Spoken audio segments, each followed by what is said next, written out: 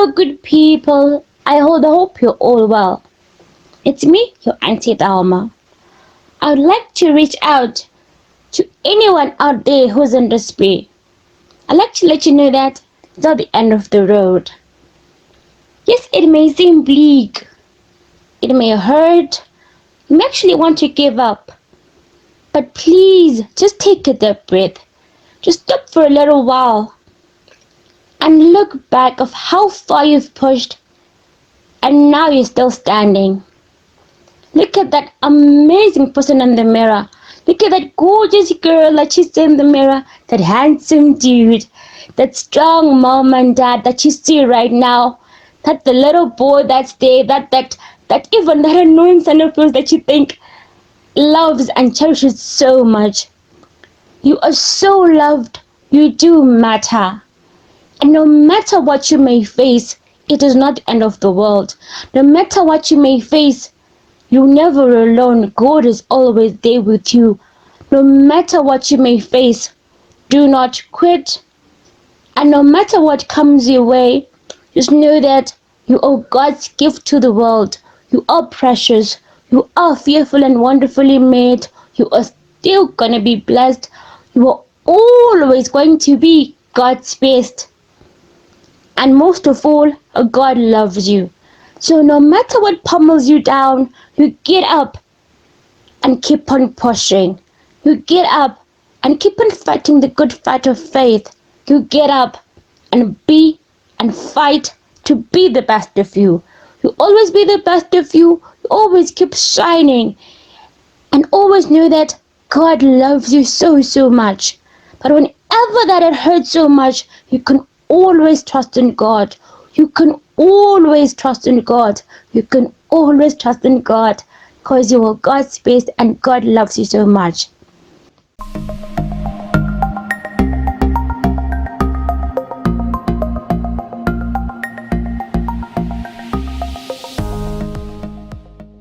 What's up, you guys, and welcome to my channel. And today it is such an honor and a privilege to be joined by Miss Thelma, who is also my hairstylist, as you guys can actually see. But I am gonna let Thelma introduce herself. But all I can tell you is that she's been in rooms with kings and priests, as we always say, according to this channel. She's been with Ruveneko, she's been with Mel Vididi, and all of those influential people in this country of Zimbabwe. So welcome, Thelma. Thank you, Consolata. I am really honored to have you here. Thank you for the wonderful opportunity to talk to the people. I know that they are really gonna be blessed by this, because I have been blessed by your story. And Thelma is generally going to share her journey. And now over to you, Thelma. Thanks, love. Hello, good people. I'm Auntie Thelma, your personal motivational speaker, counselor, and advocate for people living with HIV. As she said, I have been with kings and queens, but it's all by the grace of God. Absolutely. Yeah, I know some of you have read my story, some of you have listened to my story on YouTube, and yeah, God has done it for me. As you know, I found out about my status when I was 16, which was pretty painful and all, but by God's grace, I'm still standing. So if you're in that zone right now, know that God has got your back. It was HIV, it was asthma when I was young. Like the thing, they tell you that you're always sick, but you know that you've been pushing through and you're winning. But people put you in that corner that you're always sick. But God makes us shine in our different ways, and He's done it for me. And I can start by telling you from the start where I was I'm the only girl in the family. Yeah, this little girl it was fun. It's fun, and it's amazing with the boys that are super fun. I was sick on and off when I was young, but by God's grace, I pushed through. Found out about my status when I was 16, which was pretty painful because we're motivated, we're being pushed to work hard and to pass. So it was really intense. But like motivation from people around me. The love got me going, and up to now, like love just, it does amazing things. Up to now, it still gets me standing. Love from God, love from the wonderful people that He sends around me, which is so amazing. And 2010 passed, and 2011 I got abused. It was painful. The thing that you see on TV, you don't think it's gonna happen to you. And one is one way, like, you're trying to understand, trying to digest that you've been told that you're HIV positive, and now that comes in your face, and I really could not take that's the truth. But once again, God, in His amazing way, from the stigma, from being blamed all about it, I got to process it, and I got to cope. It's one thing that, like, the pain never goes, but God gets to make you stronger about the situation. And short, I can say that I might have been abused. I might have found out that I've got HIV at 16. The doctors might have actually practically given up, because the last few years, like, my body started acting up, where like the whole body aches, where I cry, I break down. But one thing I've noticed, one thing I've learned, is God is there. Where I think that I cannot walk, I cannot sleep, where I have to sleep at a certain angle, where you literally have to really say, God, I don't know, take over. Because the body does not want to walk. The legs are numb, the hands are numb. Like, you can practically, like, there's magma in you that is boiling, because like the legs burn up under the hands. But the word that you've listened to at church, then like it really comes to life that moment. Yes, sometimes it might not be that instant miracle that you see in other people's lives, but the miracle can happen to you gradually as God heals you from within. So it does not mean that healing is not your portion, but healing is your portion, and God gets to heal you stage by stage. As we all know that God works in His own time and does things in His own amazing ways. But sometimes in my opinion, there's one quote: how come it's not happening to me? It is happening to you, because you are there right now, you are standing, you're breathing, you are able to even go to the toilet because of His grace. Because there might be someone out there and you do not know what is going on, you're confused. But now we're in the COVID season, where everybody's emotions are exploding, where you do not know where you're going to get the next meal. Where we get into town and you're actually afraid for your life. But the moment you got into town, you managed to get home, whether you walked, whether you were in a public transport, whether you got even maybe an encounter with the police officers, but they what? You survived. It is by His grace. So sometimes you might you might not understand what is going on, but one thing that's true in our lives is God still remains the same God. He gets me going in my life, and I know He gets you going too.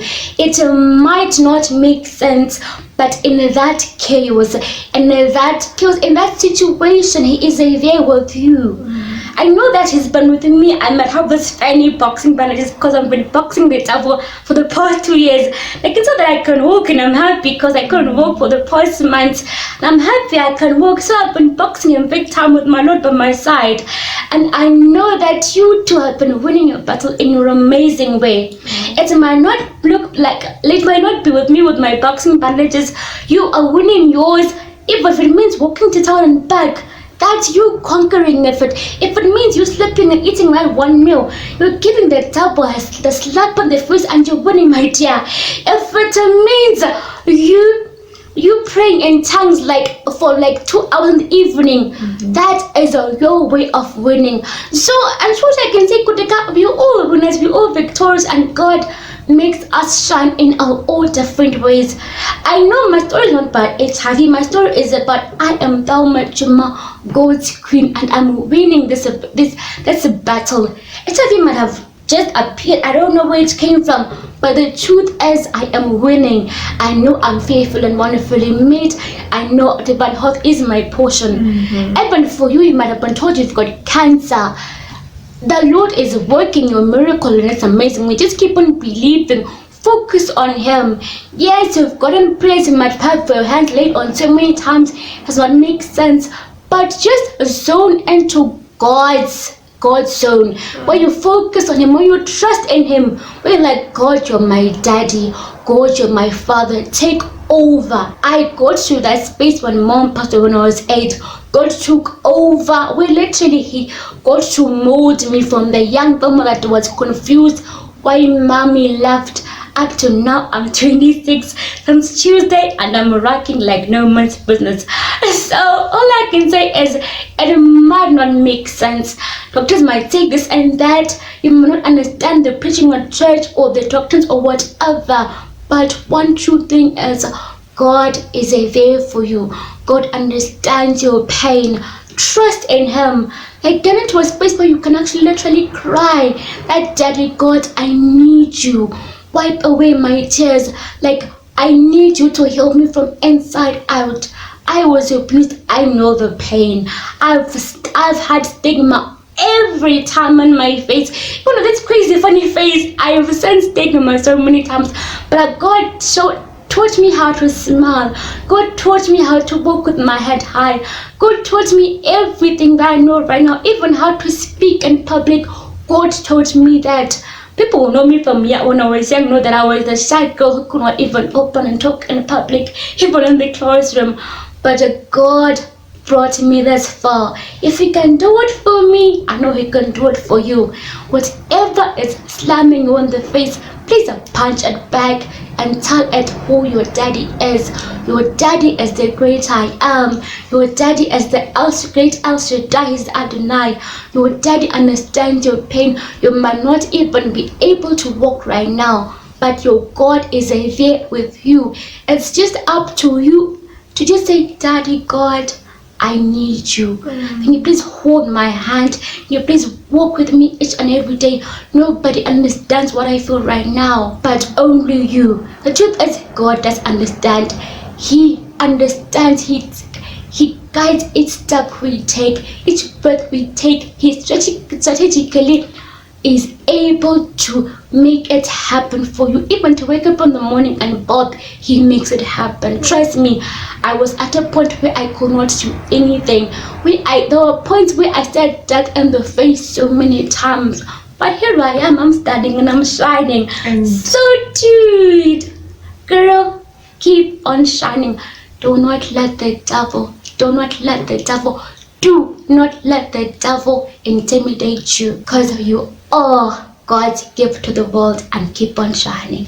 Wow. Like, I am encouraged, and it's like you are literally downloading from the throne room, like you've been in God's presence, and I can just feel like that, like you're literally downloading God's mind as a word of encouragement to all of us and to the world. Oh my God, this is so intimate and so amazing. But I want to know, how have you managed to continue to trust in God during all those times? Because from what you're saying, your mom passed on, you discovered you're HIV positive, and then you were abused as well.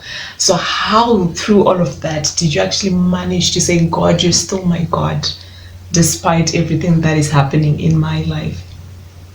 Up to now, the truth is, there were times when I really doubted, when I was really confused. But there's that little voice, like, that keeps on telling me that, but God got you through that phase, where that voice that just keeps that little hope in you alive, that kept me pushing me. Like at 17, my BP got to be so high. My certificate was at 24. At the clinic, I'm still the miracle baby. I'm still everybody's baby, even everywhere I go. I am Thelma the baby to my moms, even to like everybody becomes my parent, like that God brings into my life. So with that, I got to learn that, okay, it's happened. In that confusion, I got to push through. Although it didn't make sense then, but as I later reflected on it, I got to understand that, yes, it's happening, but God is pushing you. That there is something that He's trying to push out of me. I was confused. I don't even know what was going on. I think that you see miracles happening from front, left, right, and center, and you see people's lives blossoming, and you see people getting degrees, and you feel like you're in a zone where nothing is going on. But one true thing that I just noticed is he was there for me since I was a baby, since when it all began, and that hope just kept me pushing. That okay, God, I don't understand, but let your will be done. May that confusion make sense as I go gradually, and I kept on holding on to him even in my confusion, and I'm really glad I did. I'm really, really touched by this. I am taken to a whole level of, like my faith has been lifted from just hearing you speak.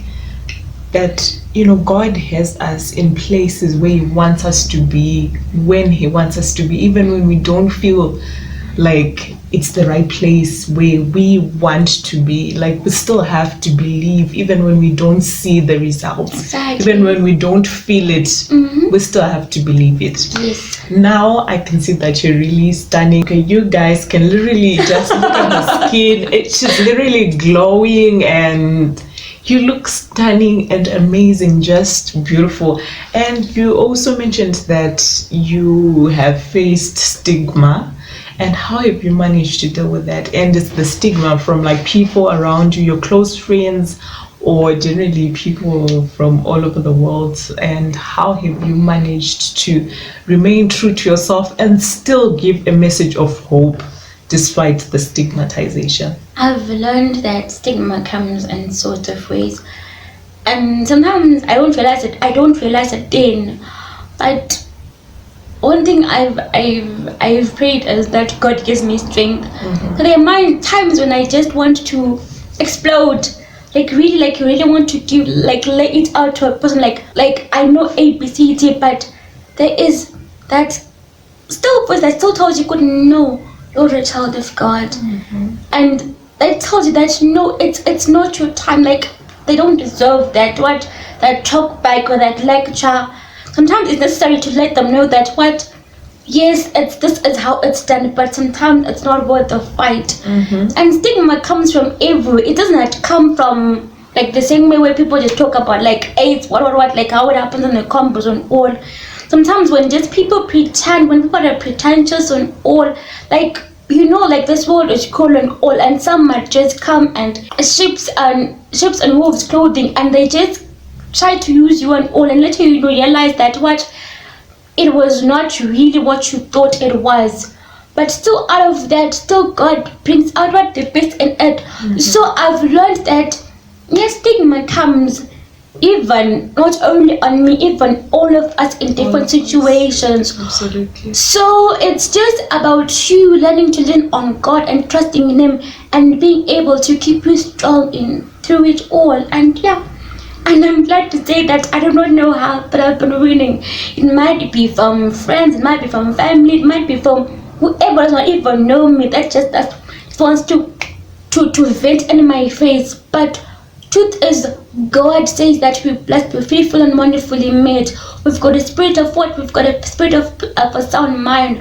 So is that, as I believe it, and as I just say, God, I'm a child of God, I'm this little girl, it just keeps me calm, saying in those moments where like, okay, God, I don't know how, but please help me be the best of me in this walk. And He does. Wow, this is really profound, and thank you so much. I think, like you said, it does apply in every area of our lives, that we still have to remind ourselves that we're actually children of God. Despite what the world says, like what God says matters the most. Exactly. Now, after all of these events, did you visit a therapist or a doctor or get a mentor? How did you deal with all of these feelings, and what did you feel in the first place? Like, what did you really go through, like your heart, the state of your mind and all that, and how did you deal with that? Basically, like, it's not a walk in the park. Like, dealing with mom's death is something that for me, I don't think I can ever get over, because it's always one each blow up to now, even high school. I'm still working on it. I'm still healing, but yeah, I do break down, I do cry. Cause there's stages where like, okay, I wish mom was there. Cause at 16, like I really needed the hug from her because mom, yeah, was really my best friend. I could drive her crazy, but in the end, she would go like, Machuma, where she would feel bad because she beat up for being naughty, yet I was giving her a hard time. But she was that amazing mom, and it's painful that she had to leave me so early, and I still had much to learn from her. And even the abuse was also like it was just like a roller coaster from mom to eczema. Like the pain like builds up, and I got to a time where I'm like, God, I really need you. Like this past 2 years was painful because it was the neuropathy pain where the whole body is screaming in my face, and I really wish the mom or dad was around, or even the boys, but they were not there. And I got to a place where I was like, God, I need you the most, because I've got no therapist in my room, I can't go to the clinic, and you really can feel that nobody really understands how it's like the pain is intense inside. Because I have seen therapists before, I have seen counselors, but the truth is, I'm a bit feel offish about it at the moment, because like you've done it all and you've seen it all, and you said that prayer does work for me. Like talking to God gets me in the zone where like I feel like I was having a serious conversation with my daddy, and he really got to deliver my miracle, and it's on the way. He got to deliver, even if it's a smile, even if it's a hug. I find myself getting hugs from strangers or even from my kids at church. So I've seen that God does answer prayers, God does hear, and God is amazing. And it's been amazing. I'm not saying the counselors that don't do their part, they did too.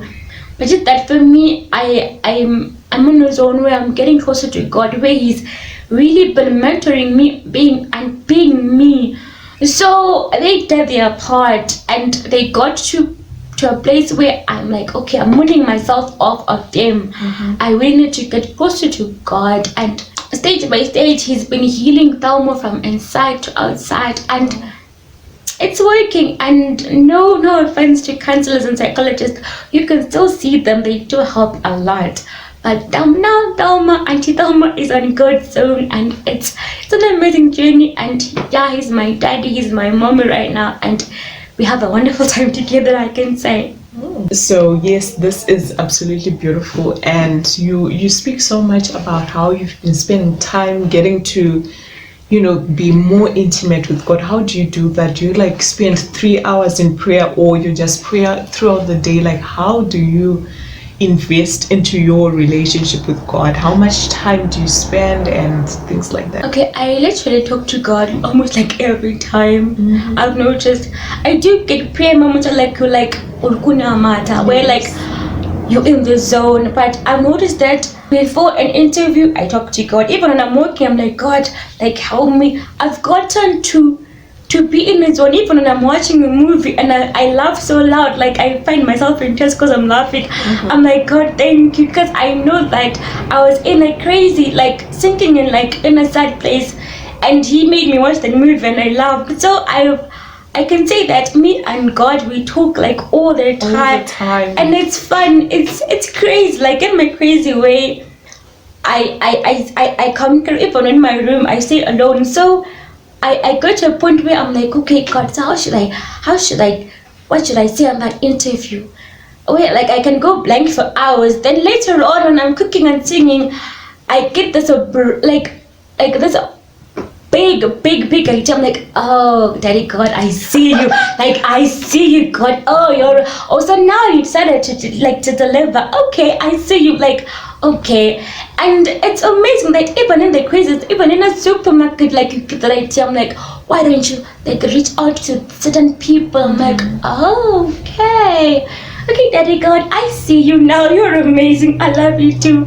And it's amazing. Like God talks to us in different ways. It may never be in that lightning or that great encounter like He did before. Like sometimes it's just us like centering, trusting, like just saying, God, wherever I am, I'm in your zone. So just take over, and it literally is fun. And I'm saying today, I can walk today because I'm always in God's zone, and it's super fun. Wow, wow. Like, I admire your relationship with God, for real. And I hope that everybody else is also encouraged to just invest in God. And from what I'm seeing, you've literally turned your pain into purpose. Like, you're out here inspiring all of us just from the pain that you've gone through. And have you healed? Have you totally healed from this pain? Or you're still in the process of healing? And you have like times whereby you like feel like you've gone back to like level 0 of healing, and sometimes you're like level 100. Like, how are you dealing with all of that? The truth is, I won't lie, it's been chicks who pass away that you find yourself, you feel like sometimes we don't understand it because God has his ways, right? So I've noticed sometimes you might feel like on level 0, yet he's actually lifting you to another place. Because last year I couldn't walk, I couldn't talk, like I thought maybe I'm dying. The truth is, I really thought I was dying because I find myself in same praise. And the thing is, I'm supposed to go to every rehearsal, and I could not even go to the recording. And I asked myself, God, but why? And I kept on praying about it. And later on, I realized that, okay, I'm with you. And each and every rehearsal, like those guys, like the amazing way is I'll go to church, and church I'm with my kids, and the kids are amazing because they're all in my face, and they tell me we're hungry. Like I teach them, we tell them the stories, the drumstick, whatever, it's fun.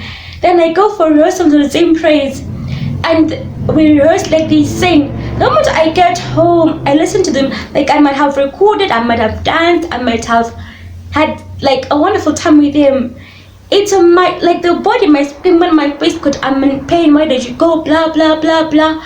But during the week, as I tried to relive my time with Michaela, Ethan, Maxine, I'm like, okay, the kids are amazing. Like, because I remember that hug was just like, I get the amazing hug from kids from nowhere. And the time when you collect, I can feel like the choir ministering in the room because I'm listening to a recording, or I can actually hear them sing in my head. Because like those guys are amazing, and that's how God does it in his own way, where he puts you around people that you might not know why you were there for that season, but he is working on something. I'm still in the process of healing, and he is actually he's working out his healing in his own amazing way, where in it I am going to be stronger. Even emotionally, I was kind of crumbling. I might have this for like almost like a facade where I was trying to be stronger, like as you see me, but inside it was hurting so much.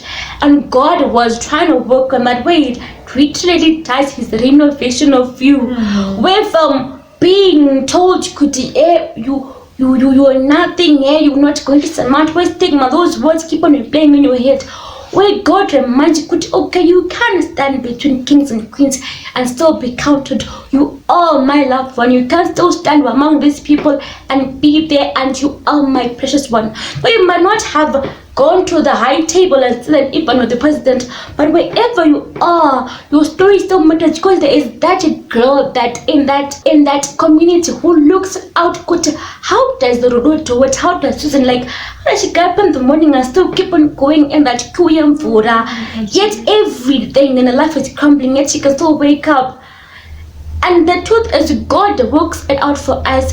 So for me too, even if I'm still in the healing process, I find myself doing the craziest of things, even in counseling people, even in my work at church with the kids and all. And I've seen that God does it for me.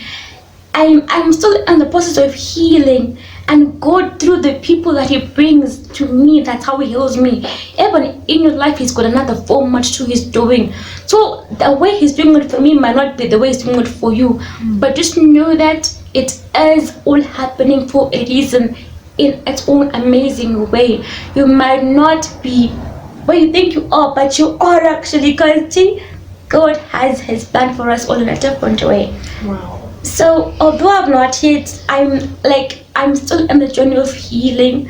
I'm glad God is able to bring out the best in me. What I've learned from this is to remain in God, to Exactly. remain steadfast in His word, like to be totally rooted. Like I'm not looking to the left or to the right, but Lord, what you say, I'm here for you, and to just be in your presence. Exactly. Thank you so much. You're welcome. And the last question, of course, is have you actually been in a relationship, or are you in a relationship? I know most of the guys want to know this, like we just want to know. I have been like it's one dramatic zone, but yeah, I have been in a couple of few. At the moment, I'm not. And I think people, these subscribers, would actually like to know if you actually told them about your HIV status. Yes, I and did. at what stage you told them. Yeah, I did tell them. I don't really have a format for it though. Like when I get to really know you and understand you, sometimes I just blurt it out. Yeah, crazy me does. It's something that I don't hide anymore, because in case you see my page on Facebook and you think that I'm hiding it from you, but to that girl who's at home who does not know how to do it, Yes. first get to know the guy. Okay. As I know the guy is a pray about it. Okay. And know if he's really serious, and dude, get to know the girl and know if she's not really also not what after your cursed kish car or your trendy suede shoes. Oh yes, because some of them might be because maybe it might be because of that cool shoe or those glasses, you never know. And sometimes it might just be a facade, because they just want to show off in your face. It's all about you getting to know each other and building something stronger. That's why I don't really, I'm into me first, finding myself like in that zone, like in like that Thelma and the relationships part, because this one is working herself in God's way, like Auntie Thelma, God is preparing her. But there's this Auntie Thelma that she's gonna be a mother, the Aurora, that God is also building up in his own way. So sometimes we really have to take good time, and I'm taking my time. Not quit. I want to be none and all, but I have not noticed that God does need to work on me. And as when dude comes, yeah, I'm going. That is on, like that's God's timing. But now, being single is my zone, and it's fun. And me and Daddy God are having a blast. Wow. Thank you so much, Thelma, for literally pouring out your heart. And I'm sure that this is going to impact and change lives and change people's perspectives of the situations that they are in, and just be reminded that God absolutely loves them. Yes, he really does. So, like, I am encouraged, and I hope that you guys will be encouraged too. So, thank you. You're welcome. I hope that the next time you're here, it's like we're talking about a book that you're writing or something major, and we'll be in an arena or something like that. But I know that God has got great things in store for us. He's an amazing God. Yes, so thank you so much, Thelma. You're welcome. I'm blessed to know you. I'm blessed to know you too, my friend. So thank you guys so much for watching, and I do hope that you actually share this video with someone so that their lives may be transformed, and that you comment, you like, and you also subscribe to this channel.